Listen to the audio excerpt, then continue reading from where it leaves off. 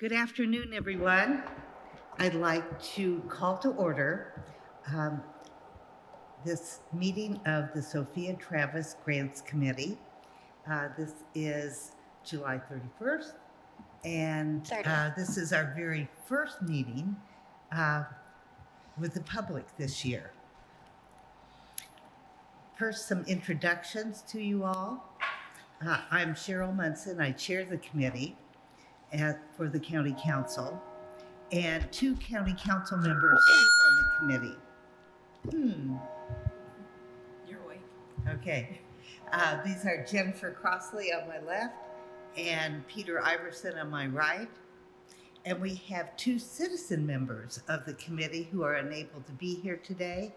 That is Hattie Johnson and Jenny Olney Stevens. Are we good? Okay. So please come in and just find a seat anywhere that's comfortable. So I also want to introduce you to our staff, and key staff members are Ms. Courtney Moser, who's standing here and will be a lead speaker today, and also Ms. Aubrey DeLauder Myers, and she is behind the monitor. Wait for us, Aubrey. Thank you. Also, we have our council administrator who's not here at the meeting today, and that is Kim Schell, that many of you may have met her or talked with her already, or you'll have some occasion to do so. So what we're planning to do today is explain why we are having. Could you turn up the volume in the amplifier a little bit so we can hear you? I don't know if band in my ears don't work as good as they used to. Is there a way to crank up the volume a little bit? We will TSD, are you available to? I hear her very well. I just don't hear you. Don't hear me, okay? Maybe the microphone closer. I don't know. I'm sorry to be cranky. No, please do, because it's. How are you doing up there, tech services? Can you do it? Is that better? That's better. I think that close is better. And we have trouble hearing often in our meetings, so it just is normal. So the reason for a kickoff meeting is that it is very difficult for the council office to communicate with large numbers of people, including applicants from previous years. And last year, when we sent out an email blast to notify people that applications would be open on a certain date, there were people who didn't receive that email. And our email tracking said they sent it, but their email tracking said they never did. And that's very unfortunate. So some people missed out on applications.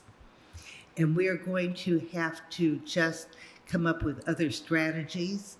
We're going to hopefully have our community of not-for-profits realize they have to just check our website and our Facebook page and to put it on their calendars to do this at the start of July.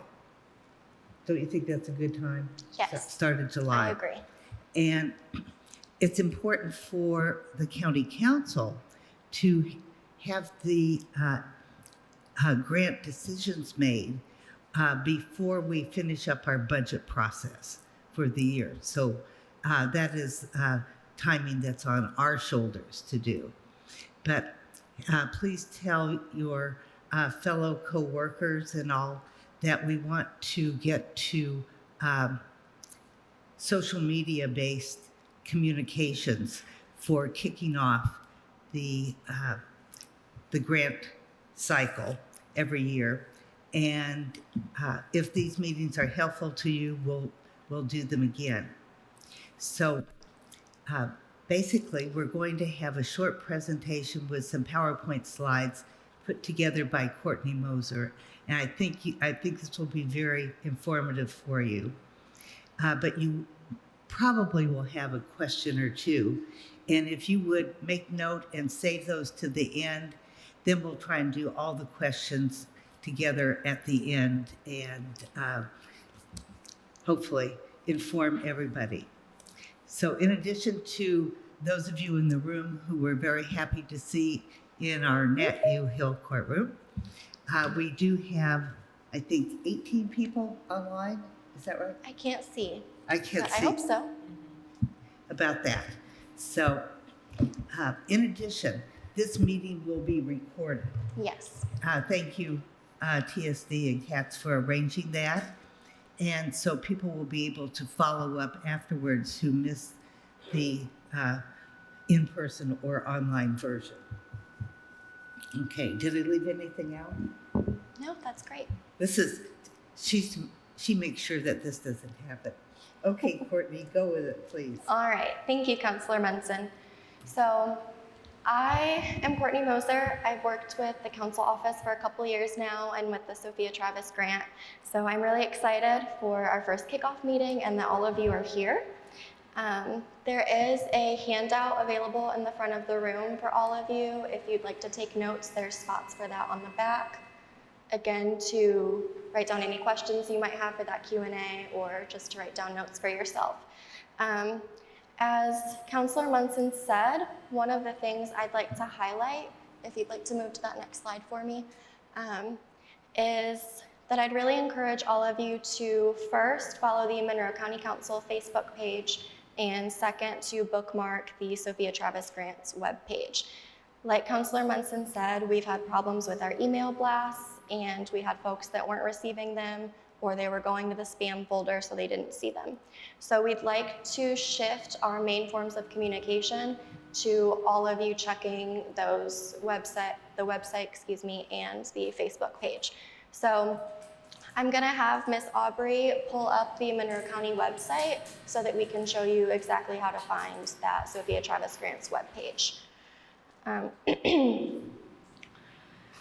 So the information on the website and on that Facebook page will be consistent, so you can check either or. So if you go to the Monroe County website, this is the home page you'll see. And if you hover over that Civil Government tab on the top row, you will see on the left-hand side at the bottom, the County Council options will populate. You'll want to click on that third option, which is the Sophia Travis Community Service Grants. And that will bring you up to the screen that you should bookmark. We have lots of information on here that will be useful for you. I don't know why it's doing that. So we have a link to the Facebook page at the top, and we also have the grant cycle schedule, the committee members, and we also have information from past grant cycles that could be very helpful to all of you. So you can go ahead and go back to the presentation for me, please. And we can head to the next slide. So now I will get into the criteria for applying for a Sophia Travis grant.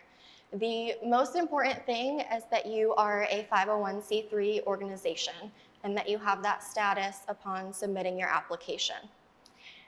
Beyond that, we are looking for projects that primarily serve Monroe County residents. When reviewing applications, the committee is also going to look at the extent to which the dollar amount you are requesting will accomplish the goals of your proposal, and as well, how much that will leverage additional funds from different sources in the community. In addition to that, the committee is going to check if you have submitted past grant reports. So if you've applied and received a Sophia Travis grant in the past, you know that we have a brief summary report that we require at the end of the grant cycle. And the committee will review who has submitted those and who hasn't, and that could delay your ability to receive another grant. So those are very important. The final criteria I have here is collaboration with other agencies.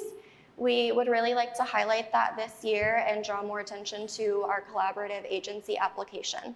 So I will get into that a little bit later as well. I will also mention that support for basic operational expenses for your agency will be considered, but those won't be given the highest priority for funding. On this next slide, I've laid out the different areas of support that the committee is looking for with these grant requests. These are 8 areas of support voted on by the Monroe County Council.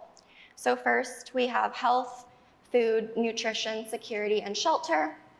Then we have transportation assistance, climate changes, emergency shortages, first responders, veterans assistance, excellence in government, and youth enrichment opportunities. So I know these relate very well to a lot of your agencies and your missions, so I'm excited to see all the different project proposals we get this year. On this next slide, I wanted to discuss the upcoming changes we have this year. Like Councilor Munson said, this is a big reason we decided to have this kickoff meeting, is to really communicate all of these changes that we have. So first, as I've mentioned several times, it is very important to follow that Facebook page and bookmark our website so you can stay up to date with all of the committee information and the grant information. So I will say that this year we are going to do a bit of a transition where we still try to send those emails, but again, they're not going to be guaranteed. Some of you may get them and some of you may not. So I don't want any of you to rely on receiving those emails. So information, again, will be posted to both platforms.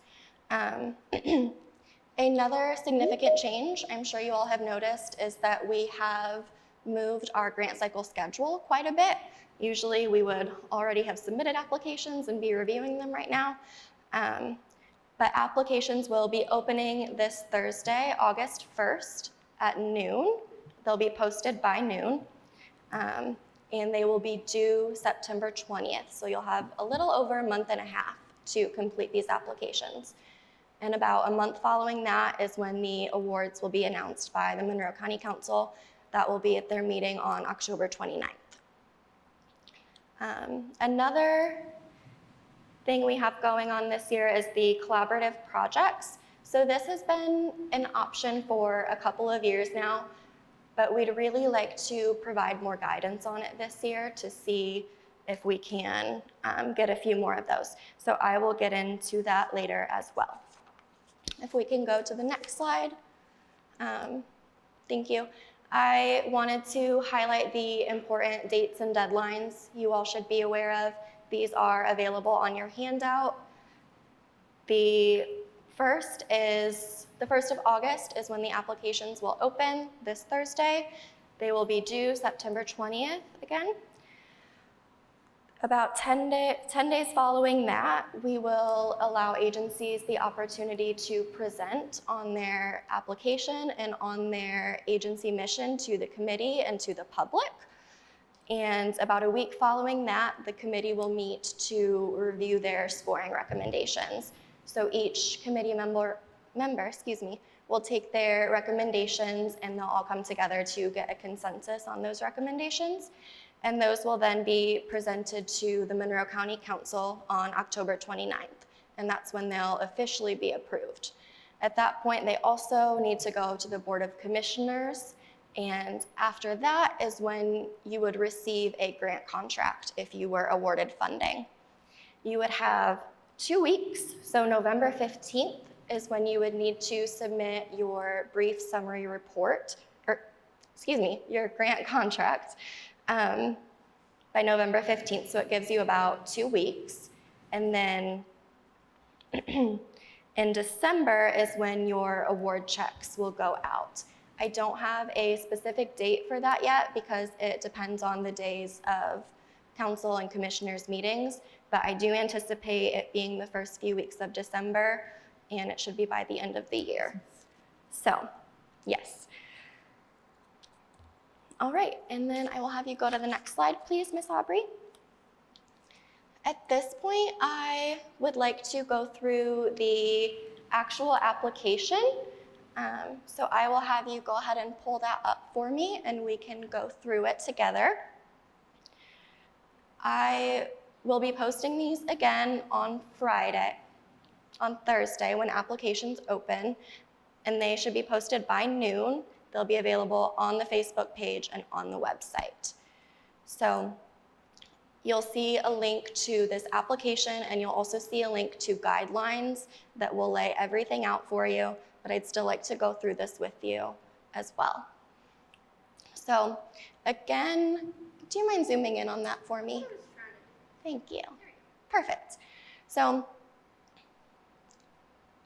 the first thing we're going to ask you is for your 501c3 ID number, because again, if you don't have that, we can't accept your application. That's a very important part of it. So that is our first question. The second is going to ask you if you received a grant award in 2022. Did you submit that required report by March of this year? And you have yes or no and a not applicable option. So if you didn't receive an award, you can go ahead and choose that not applicable option. If you did not submit the report, we have a box for you to explain why not. If something came up or what prohibited you from doing that, you can go ahead and explain that there. Moving down, we just ask for your basic contact information, agency name, address, and we ask for a primary and secondary contact. And I'd really like to ask all of you to make sure that you put more than one contact down for this, because I've had several situations where I only have one and we can have a time-sensitive issue and I can't reach someone. So having two contacts can really help me in that situation. So I ask all of you to do that, please. And then if you scroll down to the bottom of this page, we'll start getting into the actual project information. So the first thing it's going to ask is for the project title, so what you're calling it, and how much you are requesting from the Sophia Travis grant.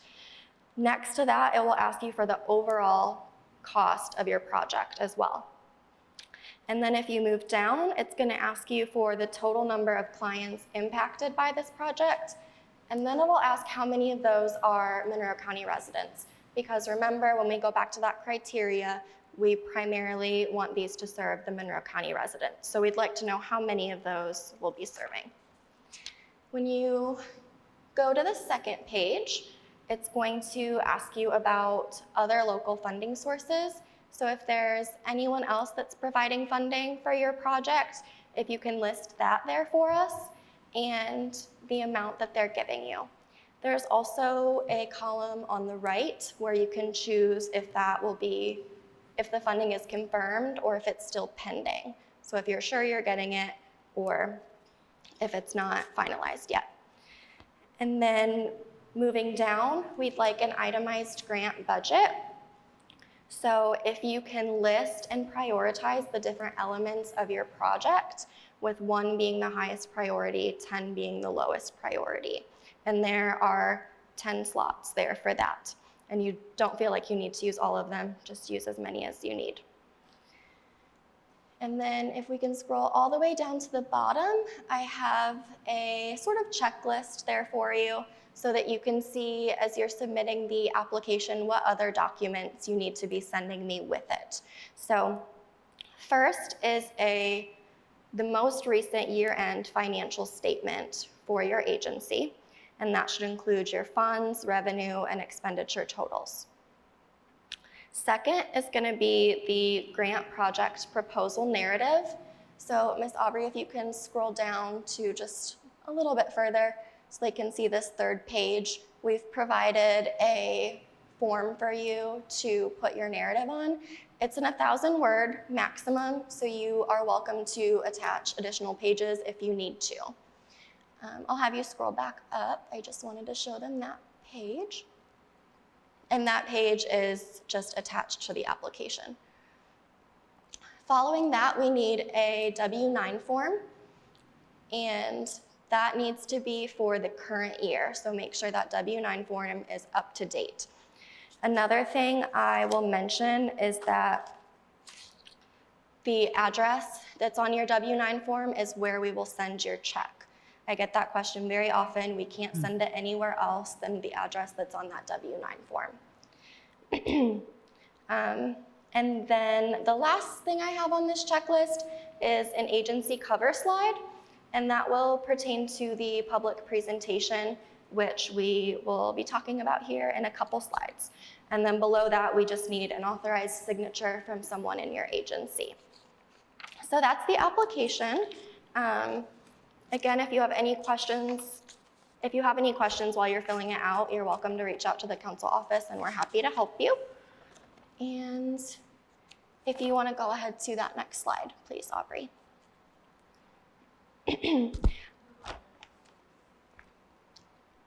Move on, please. Yes, thank you. I will also mention to submit your application. You can either email that to the council office email, which is listed on your handout. It's counciloffice@co.monroe.in.us, or you're welcome to drop off a physical copy if you'd like as well.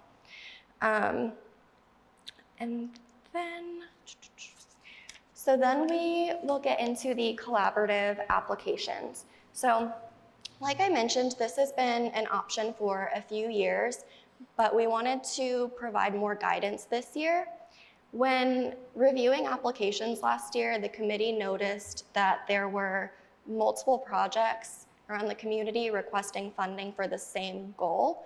The main thing that's coming to my mind is food insecurity. We had several different agencies looking to address that.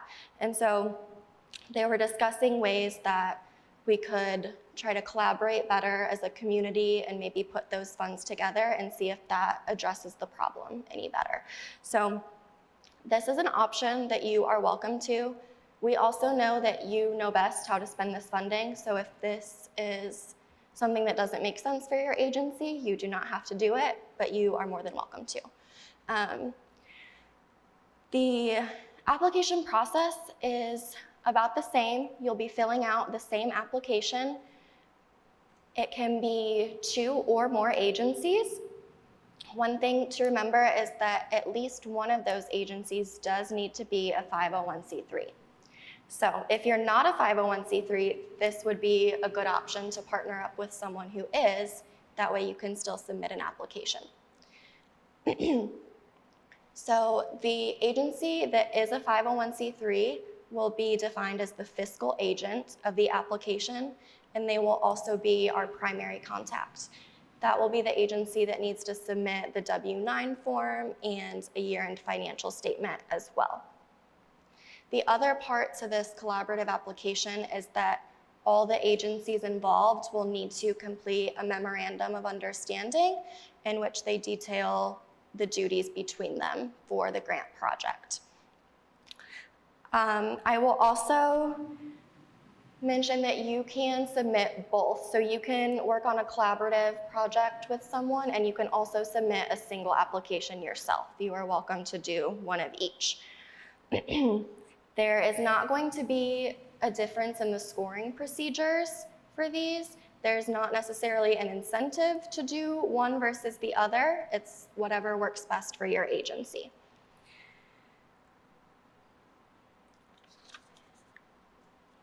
And I will have Ms. Aubrey move to the next slide, please.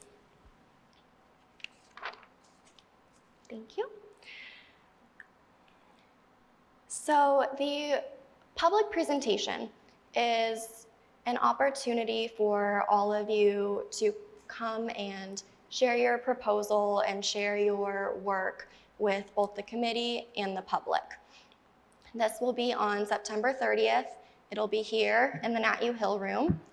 And it's just a brief presentation, about 3 minutes long.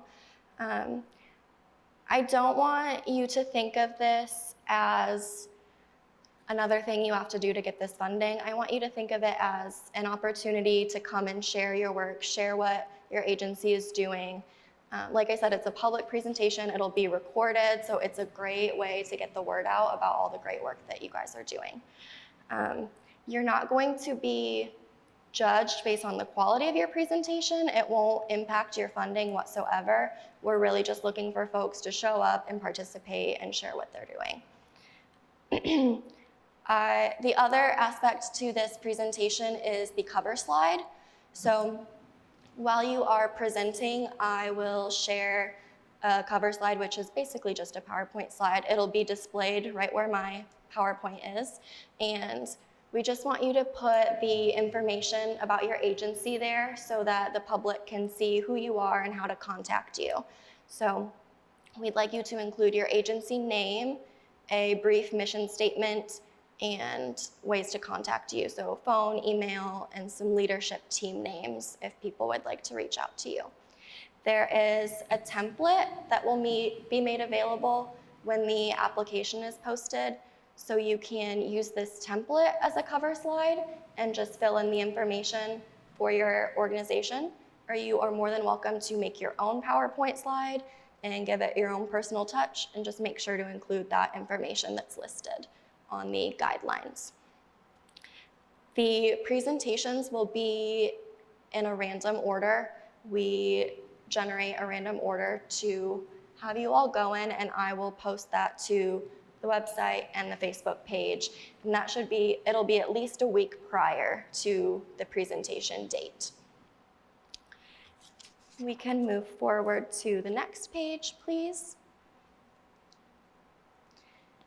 So here I wanted to briefly discuss the grant spending report.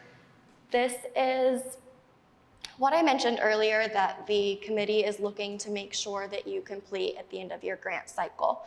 And this is a very quick and easy report. We're not looking for too much.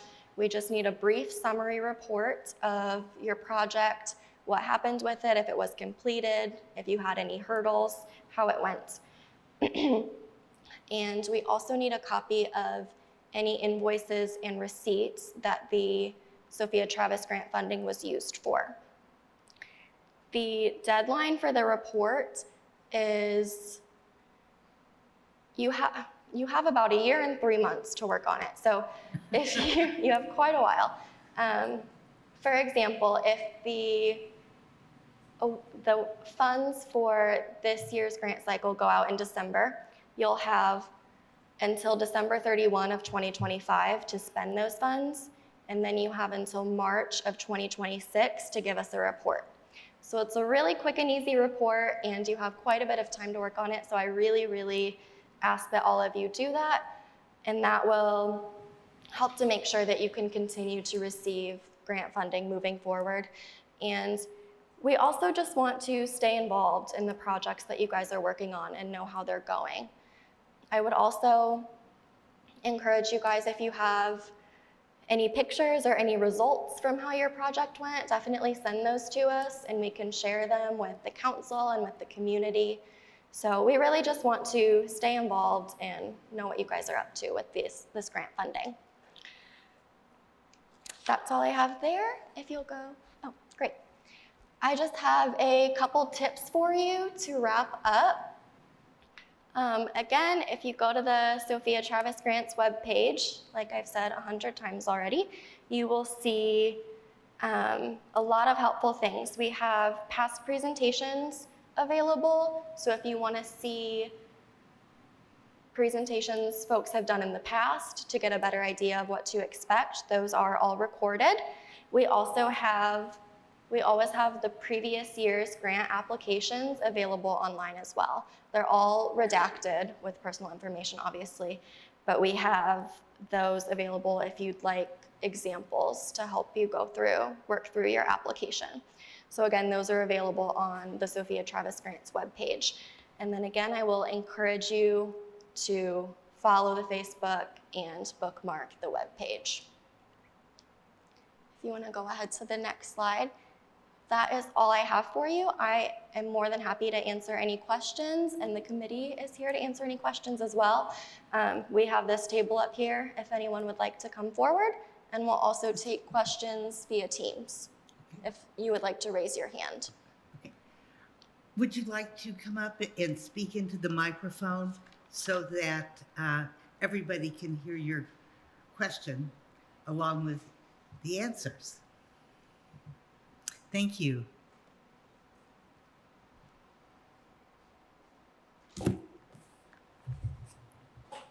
Thank you. A couple questions. Number one, do you have a sense of how much funding you have to give away this year? Yes, we know how much we have to give away, Okay. and it is never enough. Every year we go through this, and we do award whatever we have available. We always have more funding requested than we could possibly award. So this is important for you all to know that when we ask you to prioritize your budget, that you do focus on the elements that you consider most important. And so we know we are not, except in a few cases, totally funding a project. We are helping fund projects, and that's okay with us.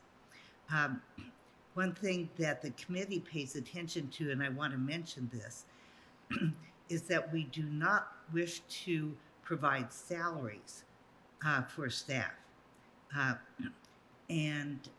That doesn't mean we won't provide salaries for personnel who are working on a project, but that's different than agency staff.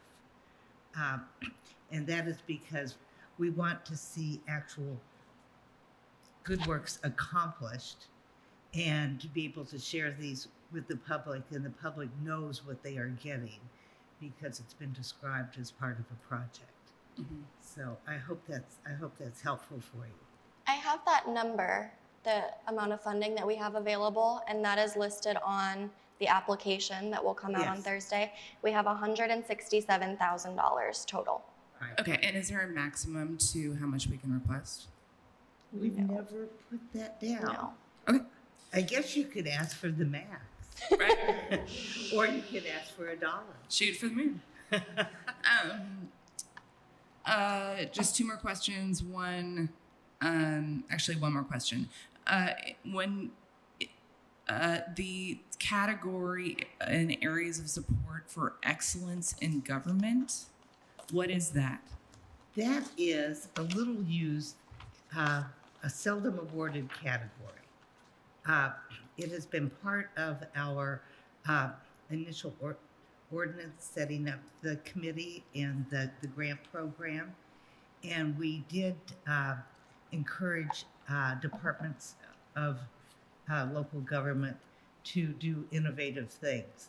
But for the most part, 99.9% of the funding has gone to local non-for-profit agencies rather than any. If departments need something, we encourage them to put that in their own government budget, not to use the grant program for that. We haven't taken it out, but it's seldom used. Yeah. What better reason than to use it? Okay, so I'm okay. I'm curious about that category. I want to figure out how to utilize that. So are you with the Department of Local Government? I'm not, but I'm with WFHB Community Radio, and we cover local government. So my wheels are turning. But I would, so that's mainly for local government agencies, Right. not really for public. Yes. Okay. Yeah. Okay. All right. That's it. Thank you. Thank you for your questions. I think all questions can be very helpful to other applicants. Do we have any questions online? Not yet. Welcome. Hi, Adam Himmel from Stonebelt. I actually had two questions. They both have to do with collaborative grants. Okay. So you had mentioned that someone applying for a collaborative grant could also apply for an individual grant. Correct. if two agencies are working together, can both agencies apply for both a collaborative and an individual grant, or just Yes. a secondary? Okay, Yes. so they Yes. both can. Yes. Okay, wonderful. And my second question is also about funding. I can look back historically and see that average funding for an individual grant comes out to about $4,000, and in some cases higher, some cases lower. But with collaborative grants, will that average be higher than an individual grant? We haven't had collaborative grants to set forth a track record. So, Right, yeah, so we just don't know. But one of the things about collaborative grants that I should mention is that we wanted to encourage not-for-profits who have not been part of the grant program, either for the county or the city, to take the step and learn how to be broad in asking for support. And by partnering with an established not-for-profit, this is one way to bring them around. And there are organizations that are just getting started, and I'm hoping our collaborative grant approach will help them. And how many collaborative grants can you be a part of? How many what? How many collaborative grants can you be a part of? So say I'm the secondary partner on a grant with Community Kitchen, because the clients that we support pick up food from people's homes and bring it to the Community Kitchen. Yeah. And say I'm a secondary on that one. Can I be a secondary in a second one where individuals we support are then paid to work with Mother Hubbard's Cupboard?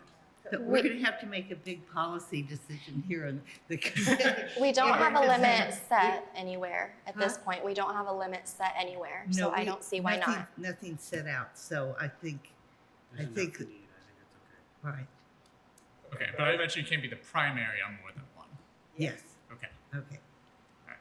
That's all I have. Great, thank you. Thank you. Yeah, thank you. So I'm looking online and I don't see any. Okay. Any more questions among our attendees? Ooh, this means tomorrow you'll have the question. I know how this works. Well, if you do, you can give the office a call. Our phone number is on that handout again, or feel free to email us as well, and we'll be happy to help you out. Okay, yes, and I'll just say something. I'll turn it over to you. I just want to highlight something for you before you go, and that is the public presentation is designed for you rather than for the committee. It is to give the public the opportunity to learn about your agency and the good things that you do, and just put your so-called face out there to the public. And we do okay because we have your application. We know what you're doing for the proposed projects. But I encourage you all to participate in the public presentation. And I think if you have some questions about how things have been handled before, CATS is your best friend. And there are all kinds of past meetings that are on CATS that are relevant to you, as well as the public presentations. So let's ask Jennifer and Peter if they have some comments they'd like to make. Jen? Yeah. Real quick, I just wanted to say thank you all to the community. Number one, for all the work that you do. This isn't easy, and we live in some very complicated times where we know that most of you probably also go to the city funding as well. And so we wish if we had a magic crystal ball where we could have an infinite amount of money to give to you all. And because of the work that you do, we wish we can. However, we do not. But I will say in my third year of being on the council and third year of also being on the Sophia Travis Grant Committee, it is an honor and a pleasure to review all of your hard work and the things that you do, from I'm forgetting the one Army group that was the small little group of kids, all the way up to Stonebelt, and how they work with the community. It's really an honor and a pleasure. And this is also the first year, again, as we said earlier, where we're doing a collaborative project. And I think that's really good because it also gives an opportunity for those who are also still trying to do good work but might not have that 501c3 that is also really doing that as well. So this is also really, it's a really interesting time for us to do this. And of course, we might learn some things that we thought worked this year, and in the future we'll take a look into those. But this is an opportunity for you all to get creative and to continue to do the work. So thank you all for coming out this evening. You could be anywhere, but you are here. So we appreciate that. And yes, as Councilor Monson has said before, Teams and CATS recording is definitely something that you want to pull up, because that also is, as you're going through the process, maybe you pull this up as you're going through the application and review some of the questions and replies that you get back. But again, I just wanted to say from the bottom of my heart, thank you. Last year was the biggest thing that we saw in terms of food insecurity. I could only imagine with inflation and a lot of other challenges that our community faces, that is going to be a number one thing again that we see. But again, it's an honor to serve on this community, and it's an honor for you all to be here and can't wait for the presentations. So thank you. I'm going to keep this brief because I'm standing between you and dinner. We are using taxpayer dollars to make sure that you have the resources to do the heroic work that you're doing. That should indicate the amount of faith and trust we have in you as the professionals doing the work on the ground in this community. We don't want to hoard the money. We don't want to use it for things that aren't working. That's why I want to give it to you. So we're just really appreciative that you exist. We're really appreciative that you're doing the work that you're doing, and we really want to amplify what you're doing to create a bigger impact. So thank you. So in closing up, I would like to additionally thank Courtney Moser, Aubrey DeLaudermeyer, and my fellow committee members. We say that this committee is the hardest committee in all of county government. It is also the best and most glorious committee because of the wonderful things we get to be part of, which is what you all are doing and what you do for our community. So I just want to mention one other thing, and that is, before I was on the county council, I served 2 years as a citizen member of the grants committee. And this made me want to run for county council. I thought, this committee needs to be better organized. And it did. And I just saw the potential there of county government doing things with the support of the taxpayers of Monroe County that was different and unusual, and something that was really needed. And it was to help showcase our amazing not-for-profits that do so much in our community. And I think every year you all become better known, and we're very glad to be able to keep helping you. So thank you all for your time tonight. We look forward to reading those applications. Well, we're kind of looking forward to reading all those applications. It's a project, and we're glad to do it. Thanks a lot, everyone. Have a good night. Thank you.